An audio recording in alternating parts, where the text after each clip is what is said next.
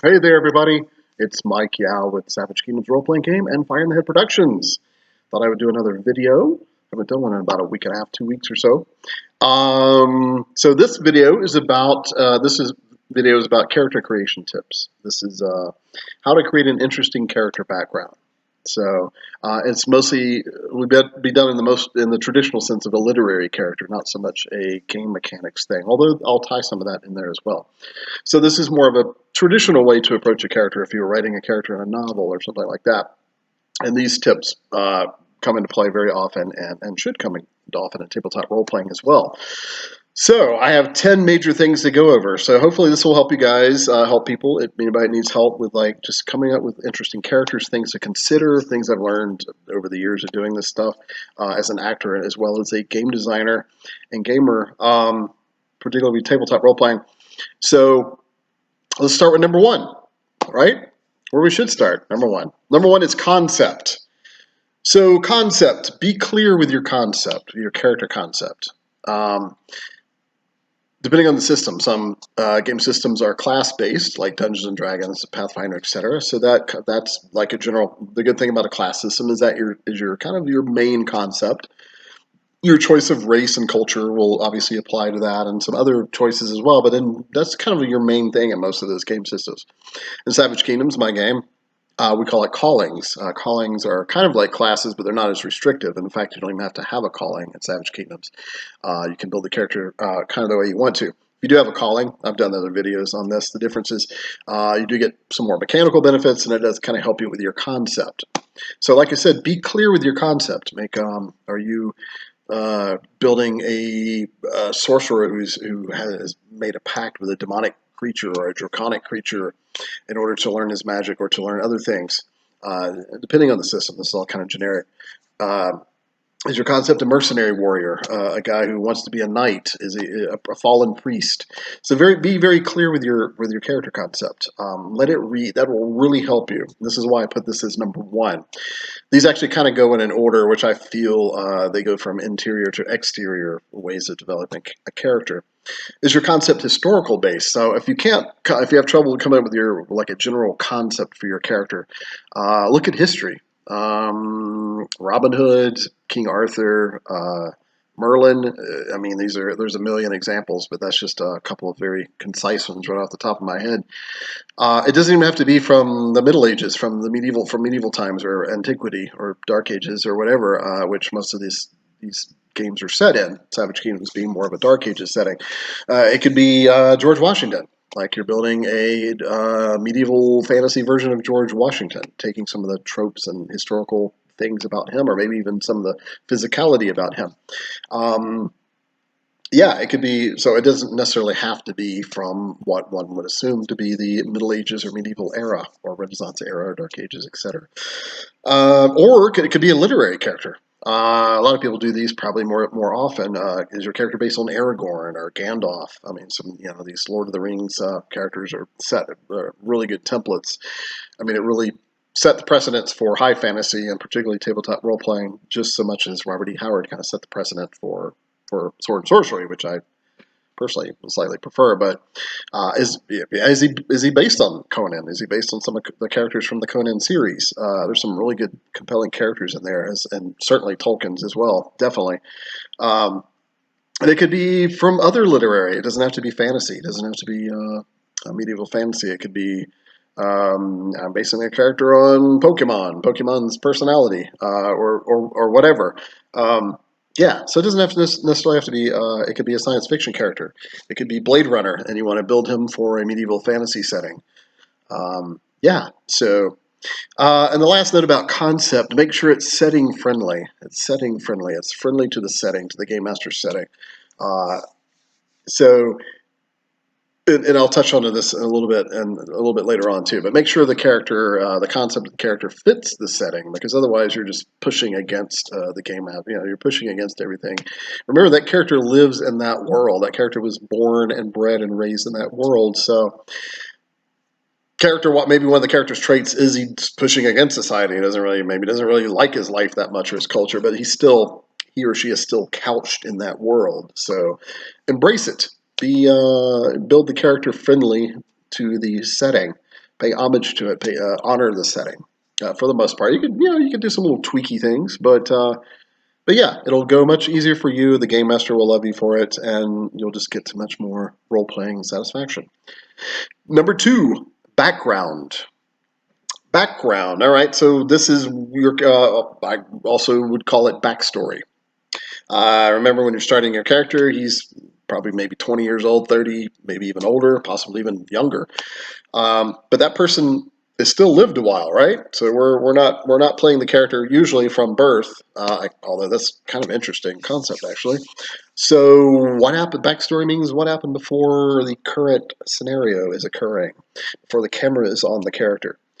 Some game systems like D&D 5th edition literally have a character creation step called background. You select a background, and that's kind of what your character did before he became a ranger or cleric or druid or whatever.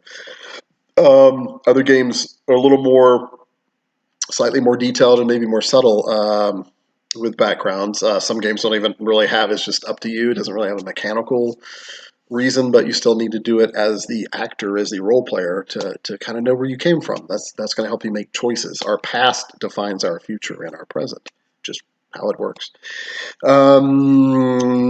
Savage Kingdoms, for example, does social talents really help in your background? Blood talents too, because that's like you might have been born from a specific bloodline or something like that. So that's a choice you make early on at character creation. You must choose at least one social talent in Savage Kingdoms as well. But you can have more. So you could actually be a woodsman who also was a hunter and a miner or a mariner or comes from a merchant background. Maybe he's highborn. That's an expensive talent because you get to be noble, but you start with some nice money and equipment. But you do have all the trappings and responsibilities as a nobleman as well. So yeah, think about your background. Where did you come from? Also, make it very basic. This is a big pet peeve of mine, actually, and I've mentioned it in other videos, I believe, probably have. Don't overdo your backstory. Do not write 12 pages of a short story that the game master is forced to read, and honestly, probably won't even read all of it if it's that long. Probably just skim it, or maybe read the first couple pages. Not so much because, and it's not so much because of, oh my god, I have to read 12 pages, because that's really not that big a deal. It's really because you're already telling the story of the character. Like this backstory is this big deal, and you're starting presumably at first level or first advancement. Maybe you're not, but you're probably starting somewhat low in the order of things, depending on the system. And so your main story should be ahead of you, right? That's why you're playing this character. Maybe it's occasionally fun to play a character that's a lot older and most of all the cool stuff he's done, and like maybe he wants to retire. But even then, reason you're playing that character is because it's the last chapter of his or her life. Maybe he wants to go out in a blaze of glory. Maybe he wants to found a cult and become powerful. Maybe he just wants to raise a family. Maybe if he's a nobleman, maybe he wants to see his son become the next heir or whatever. So there's always a story to be told. So don't tell too much of the forestory, the backstory. Focus more on the story that's coming up. However, do have some backstory because that does, like I just said, it does help tell your future as well as your present. It does define you to a degree, but don't overdo it. Right. Can't say it enough. All right, give GM stuff to work with. Honor the GM setting. GM isn't game master. That's a more generic term, so I'm using GM instead of DM. But DM applies also. So, meaning that, and I kind of touched on it in the first thing about concept. So, honor the setting, meaning like don't push back to the setting. Don't be like, I'm creating a steampunk character because, and it's not even a steampunk setting. Don't push back at the GM. Why would you do that? Be friends with the GM. You're going to get much more role playing attention, spotlight time, and it's just going to be a much more fun experience for you and the game master and all the other players at the table. It's not about just you; it's about everybody, the whole troop of players. Everyone's going to be much happier if you just go with the setting. If you really hate the setting or the system, then maybe don't play it. Maybe look at something else. So now maybe you could meet in the middle with your game master.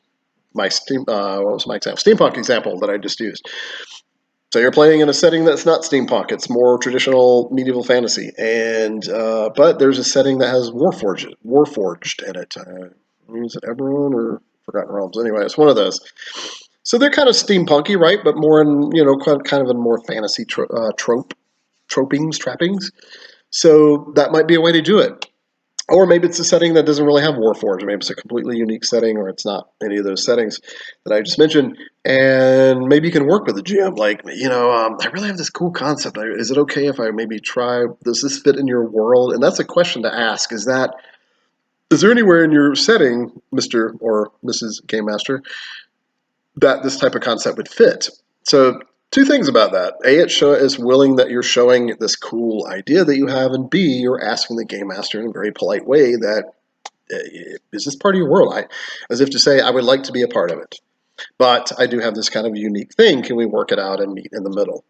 So yeah, so do it like that. Meet in the middle, or at least, and otherwise meet more towards the GM side. Don't push back on the GM setting. Everyone will just be happier. Number 3, weaknesses. All right, so don't, there's a lot of videos and everybody kind of knows this basic thing about the flawed hero, right?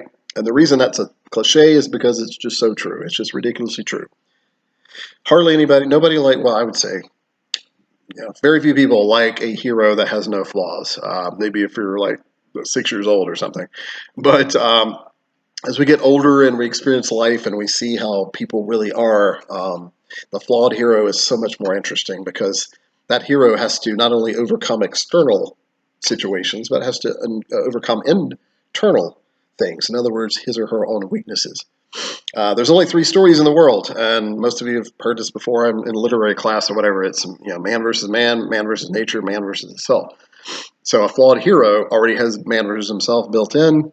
The adventuring is man versus nature and man versus other man. Man isn't human, or people. It could be women or whatever. People. So yeah.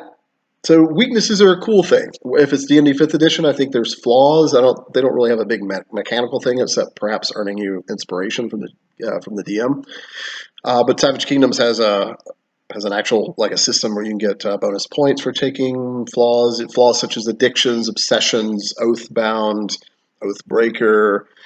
Physical weaknesses are interesting to think about as too, like lame or maimed or some. I'm using Savage Kingdoms examples, but pretty much most other games have very similar examples that you can do. And if you're playing a game system that doesn't really have a mechanical mechanism for weaknesses or flaws or disadvantages, then do them anyway. Build 1 or 2 in there for your character. So much great as an actor / role player to bite into. You got something to work on. You got some gravitas there. Don't be nobody likes the unflawed hero, Ray from Star Wars. Sorry, that was that loud. I like the actor and actually like the movies overall, but yeah, that character needs more flaws. That's a wholly different torrent. So don't overlook flaws, addictions, obsessions, oaths, obligations, etc. Physical flaws also tell a good story about your character. Whether you're lame or maimed, you're disfigured. What happened to the guy's face? Was it a giant tiger attack? Was it a forging accident in the forge? Was it a training session gone bad in the drilling grounds when you were a militiaman or something like that? So those help tell a story about your character as well as perhaps giving you mechanical benefits to the game system.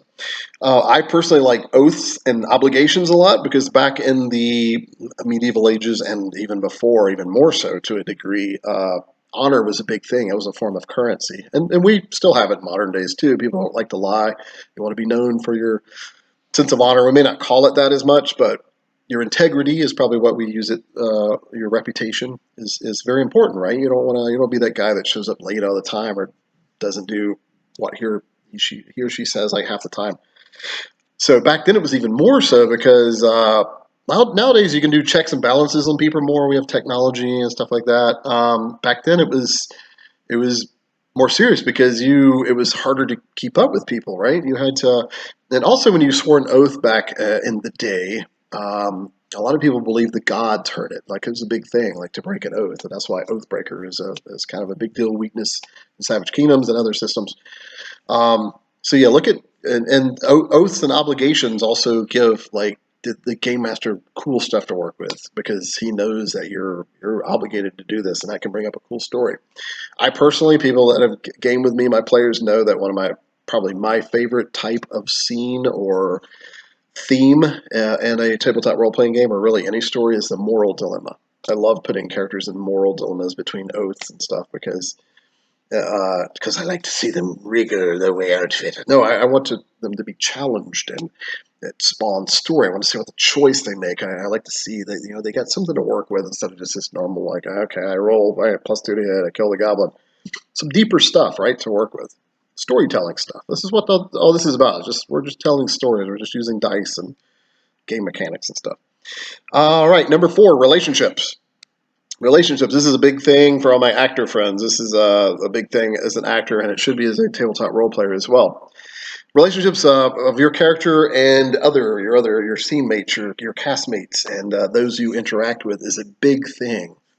So think about your character's relationship to other player characters, to his or her family or tribe or clan, to his or her sect or order or realm. If you're a member of a priesthood or some other sect or secret society or order, what's your relationship to them? I mean, we know that you're a member. That's great, but are you skating on the edge? Have you broke a couple of tenets and you're just on the verge of being excommunicated? Are you super zealous about it and it's your diehard, paint yourself with team colors guy? Or so think about that. The biggest one of those, though, I will like to sort of break out from the ones I just kind of rattled off, is the other player characters. So is your character related? Do you know any of these people other than obviously now when you meet in the tavern or wherever, whether your adventure starts on the sailing ship or whatever? So did you know these people beforehand? It's really cool to have a couple. Say if you have 5 people in your play group, to at least have a couple characters that knew each other. Maybe they're even brothers and sisters. Twins are kind of fun. Stuff like that. Maybe they're more distantly related. If you're from a tribal society, you probably are related to pretty much everybody in your clan or tribe to some degree. It matters on how many steps removed you are. Are you the cousin of that person or nephew or something? You might be the nephew of the chieftain, which is kind of without even having to take the highborn talent because you're so far removed, it doesn't really matter. So just things like that to think about. Relationships are a bit important because that already gives you something to bite into. I keep using this term, biting into, when you come to the table to play. You have something set up, especially if you're bringing in a new character. This is very important for a new character. Say a new player joins the campaign late, or an old player had a character die or retire, and he or she's coming on with a new character. So instead of having the thing that we all sort of laugh about, like, oh, here's the new guy wandering in, and we'll all just accept him randomly. Um, so have more of a reason so where they were not laughing about it as much. More. I come to you bearing a message, or it's cousin Colin. It's good to see you again. The clan sent me this way, and can I travel with you for a while and then perhaps you can escort me home, or whatever. So establish a relationship there, particularly with a new character. Number 5, goals/motivations or motives. So goals and motivations, another big important thing. I would break it down into short-term and long-term goals. So a short-term goal, for example, would be something like, I would like to find an exceptional quality sword or a master-crafted weapon of some sort. That's something that could be accomplished in a session or 2, maybe 3. So short-term, and it's not a big thing. It's not, most people don't live their life going, I want this one cool item, and then my life is over. So that's a short-term goal. A long-term goal might be I want to seek the star song sword that Dame Tristana once wielded and lost to time and history now in the Bloodthorn Forest of Eredorn. So that's a specific sword. That's a long-term thing because that thing may be lost. It might not even exist anymore. Maybe it's broken somewhere. Maybe you need the sword needs to be reforged, such as Lord of the Rings, where Narsil needed to be reforged. So that's a long-term goal. Another long-term goal might be to one of my favorites actually is most people think it's kind of boring, but I like it because it's kind of realistic. Is just to settle down with land, maybe an acre, a hide of land, and perhaps with a wife, and you bear children, and you extend your line. So that's kind of cool because it ends up with the is kind of the Samwise Gamgee story arc of Lord of the Rings. He goes on these grand quests. He's one of the major players, if not the major player in the Lord of the Rings, and he just comes back and goes, "Well, I'm back. Well, Rosie, I'm back." And then they just kind of live out the rest of their lives having beautiful children, little hobbit kids, and a plot of land, and he's got some renown, and he's kind of over it. So yeah, and he tells the story and writes the story in the Red Book of Marish, I think it's called. Um, so yeah, so that's a cool, another good long term motivation. I'll get it out one of these times correctly. Might be to become a ruler in the area, or maybe you want to be the leader of your priestly sect, or a leader of a cult that succeeds and actually is taken seriously and is not trying to be eradicated by the local authorities and local traditions. Or maybe you are an escaped slave who is now making up for lost time, and or a gladiator who wants to become super famous and have all these victories. So yeah, there's those would be examples of long term goals, and these are very important. I see a lot of really clever players with cool backstories and really good at building characters, and this is one of the areas I noticed that lacks the most. It's like they don't, and I can kind of see it in play sometimes because they're almost like waiting for the game master, myself, other game masters, to kind of feed them this sort of these little story hooks, and which we do, and I try to do it in a more subtle way. Um, because they don't have their own thing. And I've even come out of character a few times and said, like, guys, you can do whatever. If you got something your characters wanting to do, then maybe you do it instead of letting the game master drive the whole game. So the game master is the director, right? He's kind of the main person of the game that kind of guides the storyline. But the characters, it's all interactive. The player characters need to be doing that too. Some of the best adventures are based on what player characters wanted to do or just decided to do or go for. The GM goes along with it. In fact, we love it. It's like, oh my god, this is amazing. If they've already written their own adventure, I just have to fill in all the stuff and make it interesting. So yeah, so that's very important. Goals and motivations.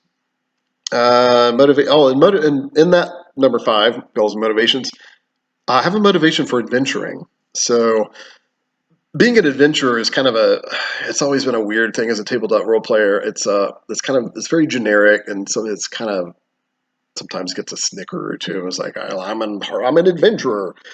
It's like, well, what is that really? I mean, other than obviously you're an adventurer, but what does that really mean? And within the fabric of society, like, are you? So if you want to take it back more to a medieval setting, because this is medieval fantasy that at least I'm talking about.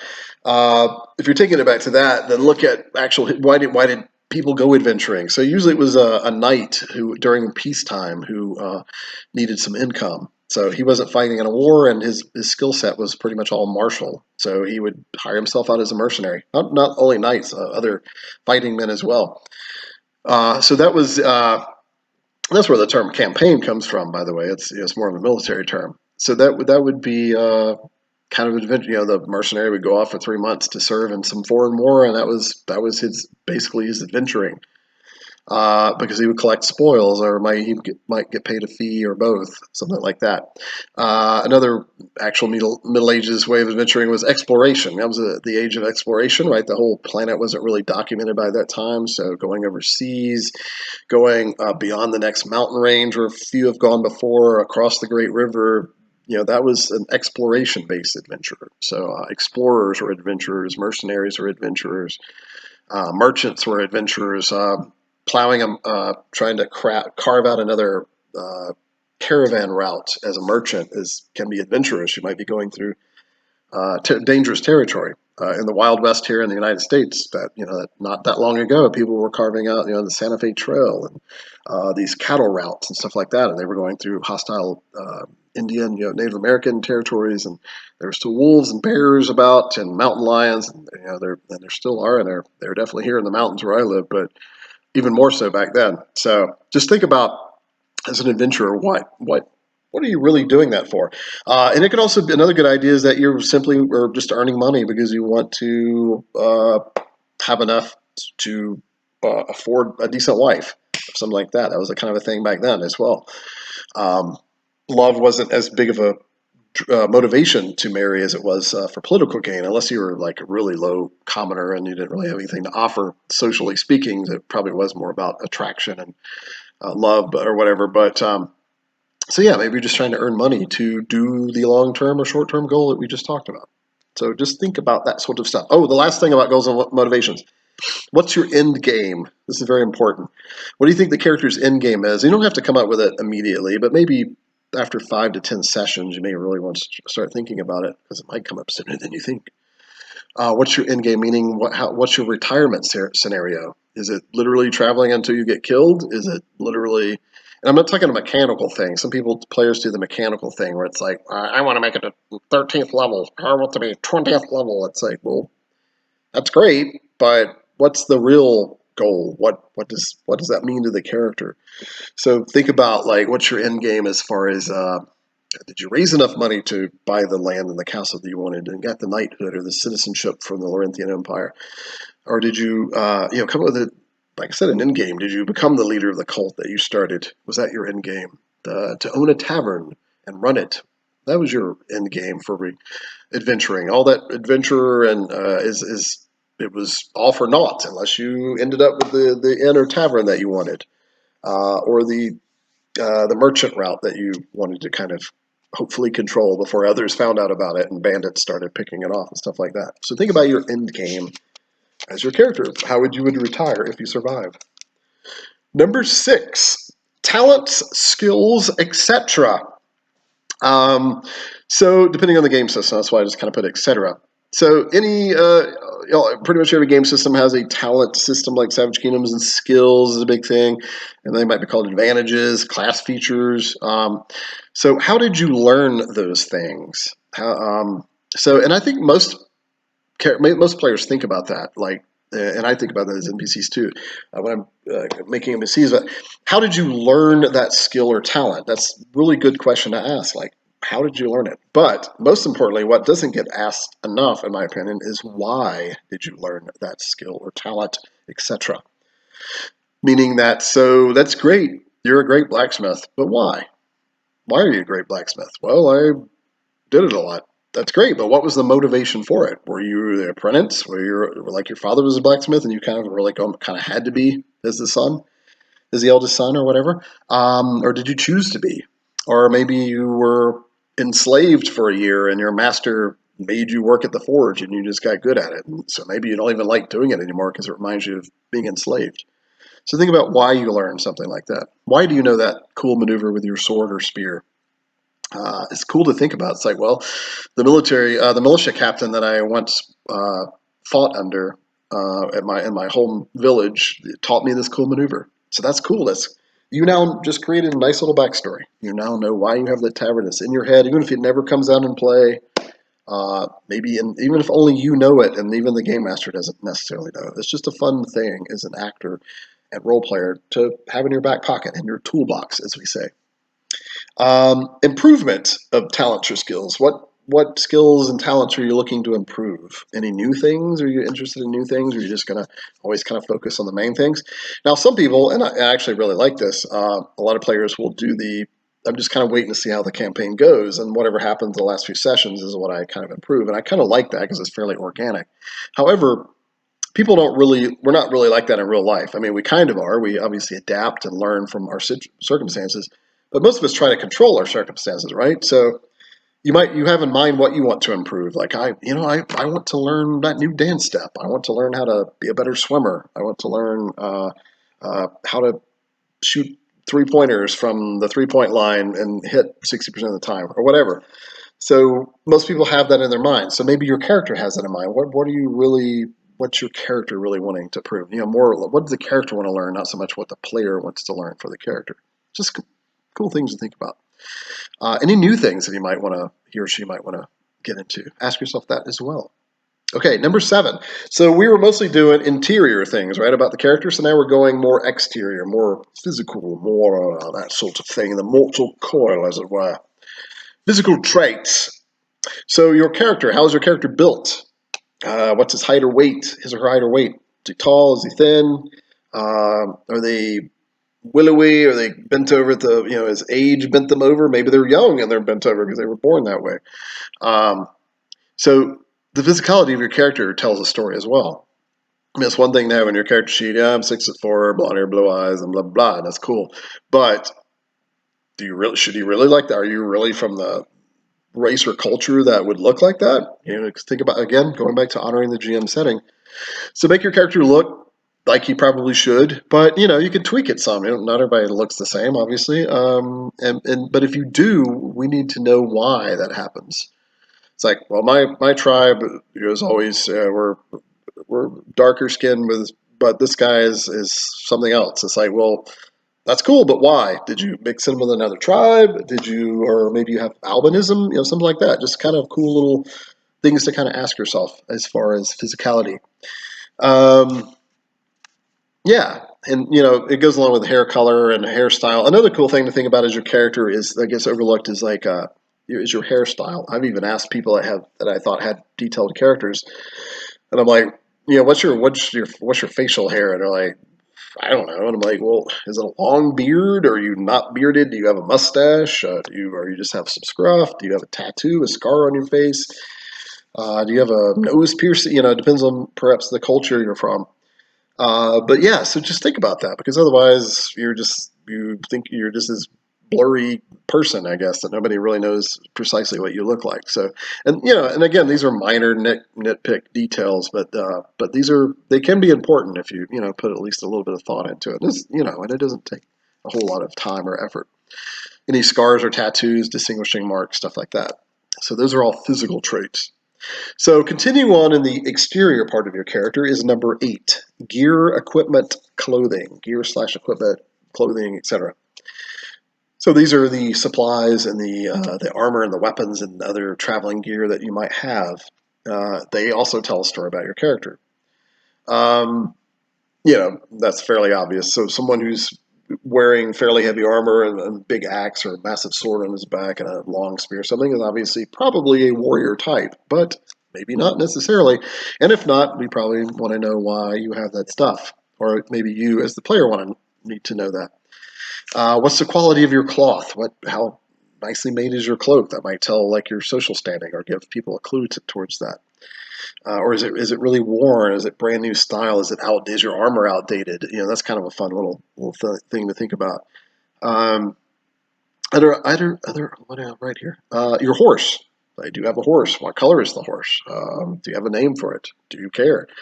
Is it just a vehicle to get you one place to another, or is it like an actual companion that you're really kind of bonded with? Other items that are needed but also tell us. I'm trying to figure out what I meant by that. Other items that are needed but also tell us about your character. So yeah, you're carrying these pitons for climbing, these spikes. That tells us that maybe you occasionally climb cliffs or you bar doors open with spikes. So the equipment not only could be useful to your adventuring career, but maybe they tell a story.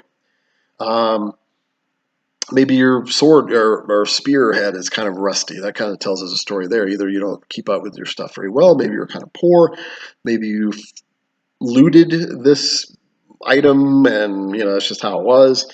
So just kind of fun little things to think about. Gear, equipment, and clothing tell a lot in a very exterior way about your character. Number 9, everyone's favorite: voice, acting, vocal quality. So this, and I did a video about how to do character voices, and there's a lot of other probably better ones on YouTube as well.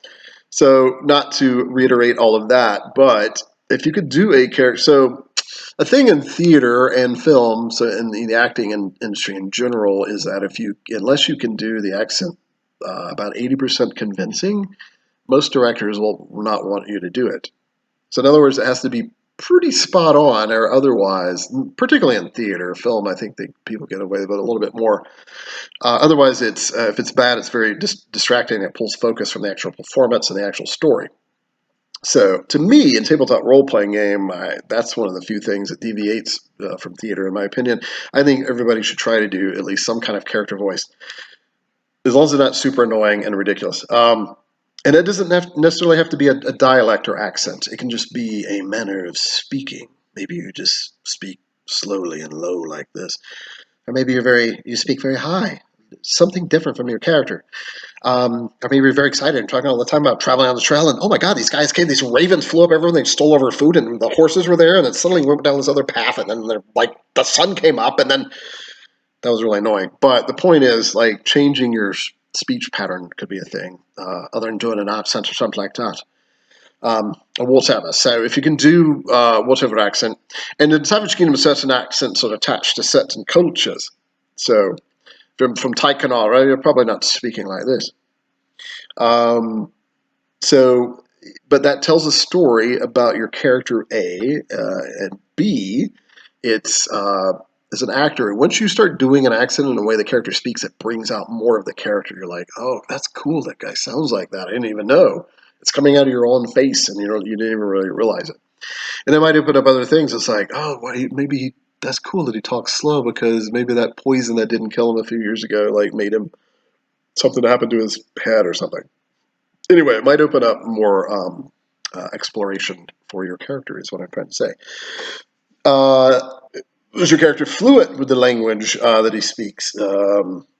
His writing style, we're getting really detailed now. Like when he writes his penmanship, really interesting, or maybe it's terrible, or maybe it's a runic language that his culture writes. But even that, can be messy or sloppy or spot on.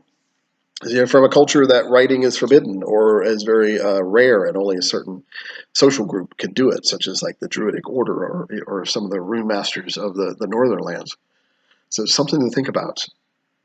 Um, yeah, and oh yeah, so I went through A and B, right? So C, on that note, is speaking as a game master, and a lot of GMs will probably agree with this. If you make an attempt at a character voice, we know 90% of the time, 95% of the time, when you're speaking a character, when you're not, because that gets a little annoying, and it also slows the game down. It's like, the person's like saying like they're just talking exactly like themselves as the character, and you're like, I mean, you can usually figure out if it's an in character thing, but somewhat often you can't, and it's just kind of a little annoying and slows the game down a little bit. So just put a little effort into it. Not everyone's a voice actor, obviously, but most people can at least do some different timbre with their voice. All right, the last thing, number 10. Conan, what is best in life? Literally, that's what it doesn't say Conan. Number 10 is what is best in life. And that comes from the famous Conan the Barbarian film from 1981, where the Hyrcanian master said, Conan, what's best in life? And he looks at the camera sitting down and he says, crush enemies, see them driven before you, and hear the lamentation of the women. That is good, says the Hyrcanian guy. Reason that's pertinent, because this is my favorite question to ask characters. I used to do a character questionnaire for characters playing at my table. I don't really do it anymore because most people, particularly in Savage Kingdoms, come up with fairly detailed character backgrounds. And one of the questions on there, one of my favorite one, in fact, I would end the questionnaire with this. It would be like, what is best in life? And you had to, as your character, list 3 things that you thought were best in life, just like the Conan scene. Crush enemies, see them driven before you, and the lamentation of the women. But it doesn't have to be that. It could be a swift steed beneath me, a beautiful woman at my side, and a hard-edged sword at my hip. Or it could be fine wine and luscious grapes and a field of wheat. So just right there, the character with 3 things, they tell you the 3 main things that the character either loves or is like they're thinking about it right off the top of their head. There's even been a couple of game sessions, I haven't done it in a while, where I stop and I look at the player and I'll say, Connor, what's best in life? And they finally took the cue. They're, I'm supposed to like just rattle off 3 things, I guess, because Mike's kind of weird and does this randomly. But the point is, it's like an improv exercise. It makes them think immediately. It's like blah blah blah blah blah blah. And yeah, some people get kind of silly with it, but most people give you a really good answer, and it really helps. It's like, man, that's cool. It made me think about the 3 main things that this character thinks is best in life. So. All right. Well, those were 10 things about character creation tips and character background tips within whatever tabletop role-playing system of your choice. Thanks for following along. This video has been less than 40 minutes, which is great. And I'll do some more videos subscribe and like and all that YouTube stuff. Please trying to build the channel up a little bit. Share the video. Hopefully you liked it, and I will try to do some more. And I'll talk to you guys next time. Thanks for following along. See you later.